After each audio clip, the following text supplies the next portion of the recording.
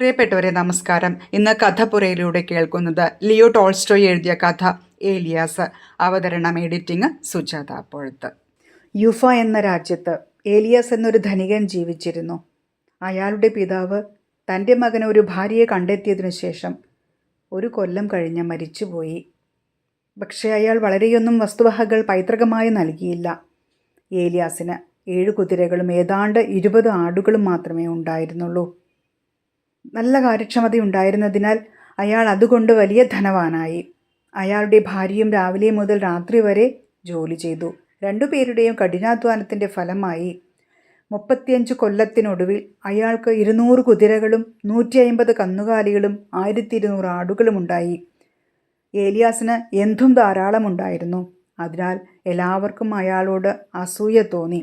സ്ഥാനമാനമുള്ള ആളുകൾ അയാളെപ്പറ്റി കേട്ടറിഞ്ഞ് പരിചയപ്പെടാൻ ദൂരെ സ്ഥലങ്ങളിൽ നിന്ന് പോലും വന്നെത്തി. അയാൾ എല്ലാവരെയും സ്വാഗതം ചെയ്തു. അവർക്കിഷ്ടപ്പെട്ട ഭക്ഷണപാനീയങ്ങൾ നൽകി സൽക്കരിച്ചു. സന്ദർശകർ എപ്പോൾ വന്നാലും ഒരു ആടിനെ കൊന്നിരുന്നു. കൂടുതൽ പേർ വരുമ്പോൾ ഒരു കുതിരയെ അവർക്കു വേണ്ടി കൊന്ന് പാകം ചെയ്ത് അവരെ തൃപ്തിപ്പെടുത്തിയിരുന്നു. ഏലിയാസിന് 3 മക്കളുണ്ടായിരുന്നു. 2 ആൺമക്കളും 1 പെൺകുട്ടിയും. അയാൾ അവരെയെല്ലാം വിവാഹം കഴിപ്പിച്ചയച്ചു. അയാൾ ദരിദ്രനായപ്പോൾ ആൺമക്കൾ അയാളോടൊപ്പം ജോലി ചെയ്തു. പക്ഷെ അയാൾ ധനികനായപ്പോൾ അവർ നശിച്ചു.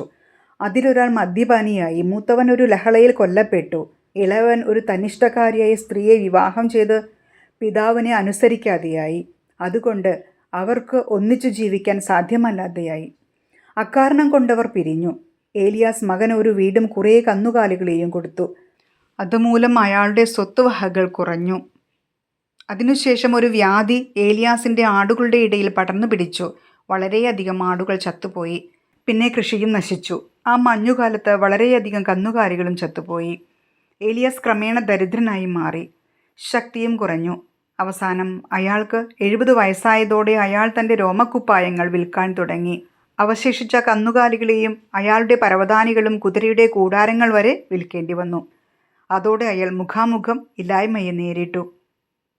ഇതെല്ലാം എങ്ങനെ സംഭവിച്ചു എന്നറിയുന്നതിന് മുമ്പ് അയാൾക്ക് എല്ലാം നഷ്ടപ്പെടുകയായിരുന്നു. പ്രായമായ തൻ്റെ ഭാര്യ ഷാംഷേമാഗി അല്ലാതെ ഏലിയാസിൻ്റെ കയ്യിൽ ഒന്നുമില്ലായിരുന്നു. അവരുമായി പിണങ്ങിപ്പിരിഞ്ഞ മകൻ ദൂരെ ഏതോ സ്ഥലത്ത് പോയി താമസിക്കുകയാണ്. മകൾ മരിച്ചുപോയിരുന്നു. വൃദ്ധരായ ആ ദമ്പതികളെ നോക്കാൻ അപ്പോൾ ആരുമുണ്ടായിരുന്നില്ല. അവരുടെ അയൽവാസിയായ മുഹമ്മദ് ഷായ്ക്ക് അവരോട് അലിവ് തോന്നി. മുഹമ്മദ് ഷാ അവരുടെ വേലക്കാരനായിരുന്നു. പക്ഷെ അയാൾ വളരെ സുഖമായി ജീവിച്ചു. അയാൾ ഒരു നല്ല മനുഷ്യനായിരുന്നു. അയാൾ ഏലിയാസിൻ്റെ ഉദാരമനസ്കതയെപ്പറ്റി ഓർമ്മിച്ചു. എന്നിട്ട് അയാളോട് സഹതാപത്തോടെ പറഞ്ഞു, "വരൂ, എന്നോടൊപ്പം താമസിക്കൂ. ഏലിയാസ്, നീയും നിൻ്റെ വൃദ്ധയായ ഭാര്യയും.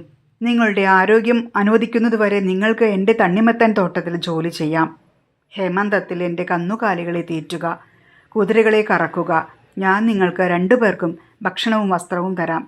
നിങ്ങൾക്ക് എന്താവശ്യം വന്നാലും എന്നോട് പറയുക, നിങ്ങൾക്ക് അവ കിട്ടും." ഏലിയാസ് തൻ്റെ അയൽക്കാരന് നന്ദി പറഞ്ഞു.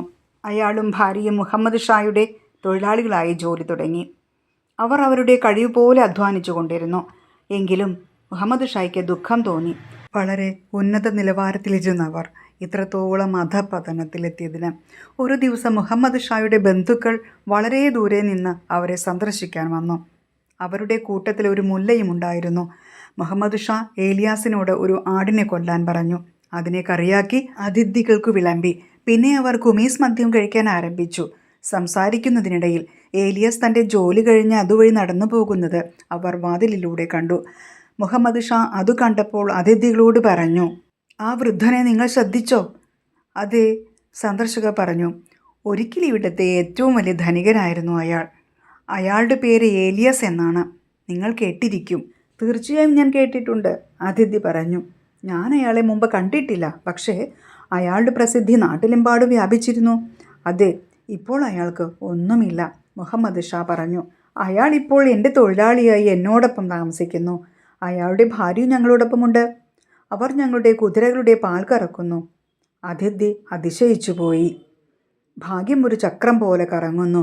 ഒരാളെ അത് ഉയർത്തുന്നു, മറ്റൊരാളെ താഴ്ത്തുന്നു. ആ വൃദ്ധൻ തൻ്റെ നഷ്ടങ്ങളെ ഓർത്ത് ദുഃഖിക്കുന്നില്ലേ? ആർക്കറിയാം. അയാൾ നിശബ്ദനായി സമാധാനമായി ജീവിക്കുന്നു, നന്നായി പണിയെടുക്കുന്നു. ഞാൻ അയാളോട് സംസാരിച്ചോട്ടെ? അതിഥി പറഞ്ഞു, എനിക്ക് അയാളുടെ ജീവിതത്തെപ്പറ്റി അറിയണം. എന്തുകൊണ്ടായിക്കൂടാ? ബാബേ, വരൂ, ഞങ്ങളോടൊപ്പം ഒരു കപ്പ് കുമീസ് കഴിക്കൂ. നിങ്ങളുടെ ഭാര്യയെ കൂടി വിളിക്കൂ. ഏലിയാസ് ഭാര്യയുമായി അകത്തേക്ക് വന്നു. അവർ യജമാനനും അതിഥികൾക്കുമായി അഭിവാദ്യങ്ങൾ നേർന്നു. ഏലിയാസിന് കുമീസിൻ്റെ ഒരു കപ്പ് കൊടുത്തു. ഉപ്പാ, ഞങ്ങളെ കണ്ടപ്പോൾ അങ്ങേക്കു സങ്കടം തോന്നിയെന്ന് തോന്നുന്നു. നിങ്ങളുടെ പഴയ സമ്പന്നതയും ഇപ്പോഴത്തെ ദാരിദ്ര്യവും ഓർമ്മിച്ചാകുമല്ലേ? ഏലിയാസ് പുഞ്ചിരിച്ചുകൊണ്ട് പറഞ്ഞു, എന്താണ് സന്തോഷമെന്നും എന്താണ് സന്താപമെന്നും ഞാൻ പറഞ്ഞാൽ നിങ്ങൾ വിശ്വസിക്കില്ല. നിങ്ങൾ എൻ്റെ ഭാര്യയോട് ചോദിച്ചു നോക്കൂ. അവർ ഒരു സ്ത്രീയാണ്. അവർ സത്യം മുഴുവനായും പറയും. അമ്മൂമ്മേ, അയാൾ ഉറക്കെ ചോദിച്ചു, മുമ്പത്തെ സന്തോഷവും ഇപ്പോഴത്തെ പ്രയാസവും താരതമ്യപ്പെടുത്തി ഞങ്ങളോട് സംസാരിക്കാമോ? സംശയമാകി കർട്ടനു പിന്നിൽ നിന്നുകൊണ്ട് പറഞ്ഞു, എൻ്റെ ഭർത്താവും ഞാനും 50 കൊല്ലം സന്തോഷം തേടി ജീവിച്ചു. പക്ഷെ സന്തോഷം കിട്ടിയില്ല. എന്നാൽ ഈ കഴിഞ്ഞ 2 വർഷം ഞങ്ങൾക്ക് ഒന്നുമില്ലാതിരുന്നപ്പോൾ, ഞങ്ങൾ തൊഴിലാളികളായി ജീവിച്ചപ്പോൾ, ഇപ്പോഴാണ് ഞങ്ങൾ യഥാർത്ഥ സന്തോഷം കണ്ടെത്തിയത്. ഇതിൽ കൂടുതലൊന്നും ഞങ്ങൾക്ക് ആവശ്യമില്ല. പക്ഷേ എന്തിലാണ് നിങ്ങളുടെ സന്തോഷം അടങ്ങിയിരിക്കുന്നത്? അതിഥി ചോദിച്ചു. അതെ, ഇതിൽ തന്നെ, അവർ മറുപടി പറഞ്ഞു. ഞങ്ങൾ ധനികരായിരുന്നപ്പോൾ എൻ്റെ ഭർത്താവിനും എനിക്കും ഒരുപാട് കാര്യങ്ങൾ ശ്രദ്ധിക്കാനുണ്ടായിരുന്നു. അതിനാൽ ഞങ്ങൾക്കു തമ്മിൽ സംസാരിക്കാൻ പോലും സമയം കിട്ടിയിരുന്നില്ല. ദൈവത്തോട് പ്രാർത്ഥിക്കാൻ പോലും സമയം കിട്ടിയില്ല. അപ്പോൾ ഞങ്ങൾക്ക് സന്ദർശകരുണ്ടാവും. അവർക്ക് എന്തുതരം ഭക്ഷണം നൽകണം, എന്തു സമ്മാനങ്ങൾ നൽകണം എന്നുമൊക്കെ ശ്രദ്ധിക്കണം. പിന്നെ ജോലിക്കാരെ എല്ലാം നോക്കണം. ഞങ്ങളുടെ ആട്ടിൻകൂട്ടങ്ങളെയും പശുക്കുട്ടികളെയും ചെന്നായ്ക്കൾ കൊല്ലുമെന്നും കള്ളന്മാർ ഞങ്ങളുടെ കുതിരകളെ മോഷ്ടിച്ചു കൊണ്ടുപോകുമെന്നുമൊക്കെ ഓർത്ത് രാത്രിയിൽ ഞങ്ങൾ വിഷമിച്ചിരിക്കുകയായിരുന്നു. ഒന്ന് ശരിയാകുമ്പോൾ മറ്റൊന്ന് ശരിയാക്കാനുണ്ടാവും. ചിലപ്പോൾ അതേ ചൊല്ലി എൻ്റെ കിഴവനും ഞാനും തമ്മിൽ വഴക്ക് കൂടും. അതുകൊണ്ട് ഞങ്ങൾ സന്തോഷമേ കണ്ടെത്തിയില്ല. എന്നാൽ ഇപ്പോൾ എൻ്റെ ഭർത്താവും ഞാനും രാവിലെ എഴുന്നേൽക്കുമ്പോൾ ഞങ്ങൾ തമ്മിൽ സ്നേഹത്തിൻ്റെ വർത്തമാനം പറയും. ഞങ്ങൾ വളരെ സമാധാനത്തോടെ കഴിയുന്നു. വഴക്കിടാനൊന്നും തന്നെയില്ല. ഞങ്ങളുടെ ആരോഗ്യവും ശക്തിയും അനുസരിച്ച് ജോലി ചെയ്യുന്നു. അത് സ്വമേധയാ ചെയ്യുകയാണ്. ഞങ്ങൾ എത്തുമ്പോൾ ഉച്ചഭക്ഷണമോ അത്താഴമോ തയ്യാറാണ്. കുടിക്കാൻ കുമീസുണ്ട്.